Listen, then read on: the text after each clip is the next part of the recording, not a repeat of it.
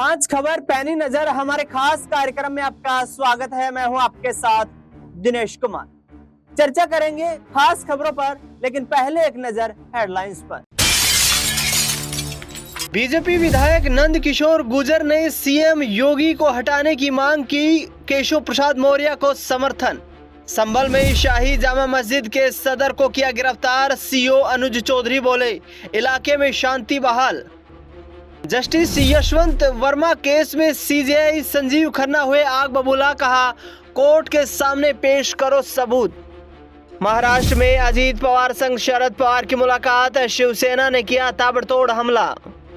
Saurabh Rajput murder case में jail पहुंचे आरोपी, मुस्कान रस्तोगी साहिल शुक्ला ने की ड्रग्स की मांग। बीजेपी विधायक नंद किशोर गुर्जर का सीएम योगी आदित्यनाथ पर करारा हमला, बोले केशव प्रसाद मौर्य को बनाओ मुख्यमंत्री। पिछले कुछ वक्त से लगातार नंद किशोर गुर्जर योगी आदित्यनाथ सरकार के खिलाफ हावी हो रहे हैं। दरअसल जिस तरीके से नंद किशोर गुर्जर ने योगी आदित्यनाथ सरकार के खिलाफ हल्ला बोल किया है, ऐसे में तमाम भ्रष्ट अधिकारियों पर आवाज उठाते नजर आ रहे हैं। दरअसल आपको बता दें कि पिछले दिनों जिस तरीके से गाजियाबाद के पुलिस कमिश्नर ने नंद किशोर गुर्जर को कलश यात्रा निकालने से इनकार किया, उसके बाद उन्होंने कहा कि कमिश्नर साहब, यदि आपकी मां ने दूध पिलाया है तो मुसलमानों की नमाज को रोक करके दिखाओ। देखिए इस खास रिपोर्ट में योगी सरकार और उनके अधिकारियों पर किस तरीके से हमलावर होते नजर आ रहे हैं बीजेपी विधायक नंद किशोर गुर्जर। गाजियाबाद के पुलिस कमिश्नर और चीफ सेक्रेटरी पर अपनी हत्या की साजिश रचने का आरोप लगाने वाले विधायक नंद किशोर गुर्जर यही नहीं रुके। उन्होंने आगे कहा कि अगर मेरी गलती हो तो योगी सरकार मुझे फांसी पर चढ़ा दे, लेकिन मैं हिंदुओं का अपमान नहीं सहूंगा। इस प्रेस कॉन्फ्रेंस के बाद मेरी हत्या भी हो सकती है। नंद किशोर गुर्जर ने सीएम को लेकर भी काफी आपत्तिजनक टिप्पणियां करते हुए कहा कि मुख्यमंत्री कार्यालय के अधिकारियों ने मुख्यमंत्री की बुद्धि को बांध दिया है। आपको बता दें कि नंद किशोर गुर्जर अब सीएम योगी को मुख्यमंत्री पद से हटाकर केशव प्रसाद मौर्य को सीएम बनाने की बात कर रहे हैं। कई दिनों से हिंदुत्व के मुद्दे को लेकर लगातार योगी सरकार के खिलाफ नंद किशोर गुर्जर बयानबाजी भी करते नजर आ रहे हैं।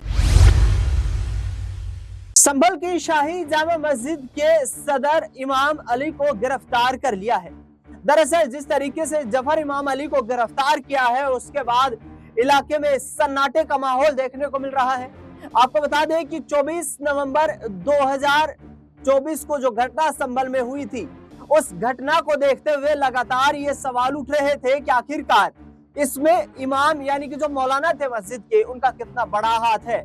इसके साथ साथ आपको बता दें कि उन्हें कई बार नोटिस भेजा गया, लेकिन उन्होंने नोटिस का जवाब नहीं दिया, जिसके बाद पुलिस ने उन्हें गिरफ्तार कर लिया है। देखिए खास उत्तर प्रदेश के संभल जनपद में बीते साल नवंबर माह में हुई हिंसा के मामले में एसआईटी ने रविवार को बड़ी कार्रवाई की है।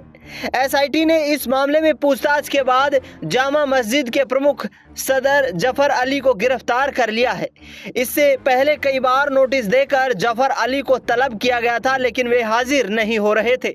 इसके बाद रविवार को एसआईटी ने संभल में जांच करने पहुंची और उसके साथ जफर अली को हिरासत में ले लिया। कोतवाली में पूछताछ के बाद एसआईटी ने जफर अली को गिरफ्तार किया और उसके बाद मेडिकल टेस्ट करवाकर उन्हें जेल भेज दिया गया है। दरअसल आपको बता दें कि एसआईटी को यहां पर गिरफ्तार करने के एक्शन के बाद इलाके में चौतरफा शांति बहाल करने के लिए सीओ अनुज चौधरी ने पूरा यहां पर सुरक्षा का इंतजाम किया हुआ है। उनका कहना है कि किसी तरीके की अशांति ना फैले, इसको लेकर पुलिस पूरी मुस्तैदी के साथ तैनात है। दिल्ली हाईकोर्ट के जस्टिस यशवंत वर्मा के घर पर नोटों का जखीरा मिलने के बाद लगातार न्यायपालिका पर सवाल खड़े हो रहे हैं। इस पूरे मुद्दे को लेकर सुप्रीम कोर्ट में चीफ जस्टिस ऑफ इंडिया ने आदेश जारी करते हुए कहा कि यशवंत सिन्हा के पास ये पैसा कहां से आया। इस पर स्पष्टीकरण यशवंत सिन्हा की तरफ से दिया गया कि एक लॉकर बनाया हुआ है जो उनके घर की दीवार से सटा हुआ है, लेकिन उनके घर का कोई भी दरवाजा उस लॉकर की दिशा में नहीं खुलता है। इसके साथ साथ chief justice of India justice Sanjeev Khanna ने कहा कि इस पूरे मामले से जुड़े यशवंत वर्मा के तमाम फोन कॉल्स और तमाम सबूत कोर्ट के समक्ष पेश किए जाएं। देखें खास रिपोर्ट विस्तार से। दिल्ली उच्च न्यायालय के न्यायाधीश जस्टिस यशवंत वर्मा के सरकारी आवास से भारी मात्रा में नकदी मिलने का मामला लगातार गर्माता जा रहा है। अब जस्टिस यशवंत वर्मा ने अपने ऊपर लगे आरोपों से साफ इनकार किया है और दावा किया है कि स्टोर रूम में उनके या उनके परिवार के किसी सदस्य के द्वारा कोई नकदी नहीं रखी गई। जस्टिस वर्मा ने कहा कि उन्हें बदनाम करने की साजिश रची गई है। दरअसल मुख्य न्यायाधीश के नकदी मिलने के मामले की आंतरिक जांच के आदेश दिए हैं, जिसके बाद दिल्ली उच्च न्यायालय के मुख्य न्यायाधीश DK उपाध्याय ने जस्टिस वर्मा के ऊपर लगे आरोपों पर जवाब मांगा था। भारत के मुख्य न्यायाधीश संजीव खन्ना ने शनिवार को न्यायमूर्ति वर्मा के खिलाफ आरोपों की जांच के लिए 3 सदस्यीय समिति गठित की। समिति के सदस्यों में पंजाब और हरियाणा उच्च न्यायालय के मुख्य न्यायाधीश शील नागू, हिमाचल प्रदेश उच्च न्यायालय के मुख्य न्यायाधीश GS संदावालिया और कर्नाटक उच्च न्यायालय के न्यायाधीश न्यायमूर्ति अनु शिवरामन शामिल हैं। CJI संजीव खन्ना ने कॉल डिटेल्स और वीडियो कोर्ट के सामने पेश करने का आदेश दिया है। महाराष्ट्र में बीती रात शिवसेना नेता यहाँ पर जो संजय राउत हैं, उन्होंने अजीत पवार शरद पवार की मुलाकात को लेकर सवाल खड़े कर दिए। शरद पवार और अजीत पवार की बीते दिन पुणे इंस्टीट्यूट में एक मुलाकात हुई है, जिसके बाद संजय राउत ने हमला बोलते हुए कहा कि जो लोग साथ छोड़कर जा चुके हैं उनके लिए कोई स्थान नहीं। ऐसे में शरद पवार का गुट क्यों आखिरकार बार बार मुलाकात कर रहा है, इसका आगामी वक्त में खुलासा हो पाएगा। अजीत पवार और शरद पवार की मुलाकात के बाद संजय राउत किस तरीके से हमलावर होते हुए नजर आए, देखिए इस खास रिपोर्ट। महाराष्ट्र में एनसीपी अध्यक्ष शरद पवार ने बीती रात अपने भतीजे और महाराष्ट्र के डिप्टी चीफ मिनिस्टर उप मुख्यमंत्री अजीत पवार के साथ मुलाकात की है। यह मुलाकात पुणे स्थित वसंत दादा शुगर इंस्टीट्यूट में हुई। मुलाकात पर शरद पवार के सहयोगी और उद्धव ठाकरे शिवसेना सांसद संजय राउत ने निशाना साधा है। संजय राउत ने कहा कि शिवसेना के नेता उन लोगों से कोई संपर्क नहीं रखते जो पार्टी छोड़ करके चले गए हैं। उनकी पार्टी एनसीपी शरद पवार और कांग्रेस के साथ विपक्षी गठबंधन महाविकास आघाड़ी का यहाँ पर हिस्सा है, लेकिन उन्होंने यहाँ पर हमला बोलते हुए कहा कि अजीत दादा पवार और दिलीप वलसे को फिर से एनसीपी में यहाँ पर कहीं ना कहीं बड़ी जिम्मेदारी देने की तैयारी हो रही है। फिलहाल इस खबर में इतना ही। उत्तर प्रदेश के मेरठ में अपने आशिक के साथ मिलकर पति की हत्या को अंजाम देने वाली आरोपी मुस्कान रस्तोगी और उसके आशिक साहिल शुक्ला को गिरफ्तार कर लिया गया है। दरअसल आपको बता दें कि सौरभ राजपूत यहाँ पर मर्डर मिस्ट्री में ये दोनों लोग शामिल थे, जिन्होंने मुस्कान रस्तोगी के जन्म दिवस के दिन इस पूरी घटना को अंजाम दिया। दरअसल दोनों को जेल भेज दिया गया है, लेकिन जेल में दोनों नशे के आदी थे, तो इन्होंने ड्रग्स की मांग की है, जिसको लेकर किस तरीके से पुलिस ने अपना बयान दिया है वो बयान सुनवाते हैं।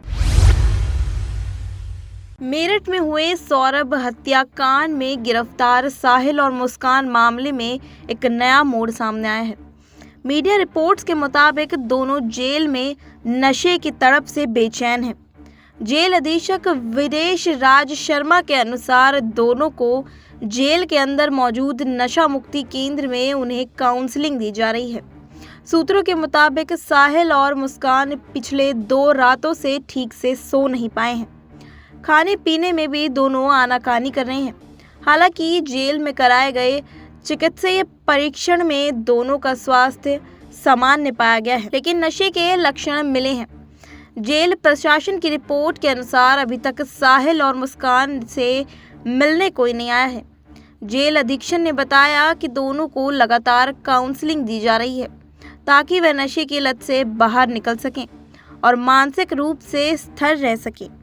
जेल अधीक्षक का कहना है कि नशा मुक्ति केंद्र के माध्यम से दोनों को सुधारने की कोशिश की जा रही है। तो ये 5 वो बड़ी खबरें थी जिन पर हमारी दिन भर नजर बनी रही। फिलहाल इस खास कार्यक्रम में इतना ही। देश दुनिया से जुड़ी तमाम बड़ी खबरों के लिए देखते रहिए SPN9 न्यूज़।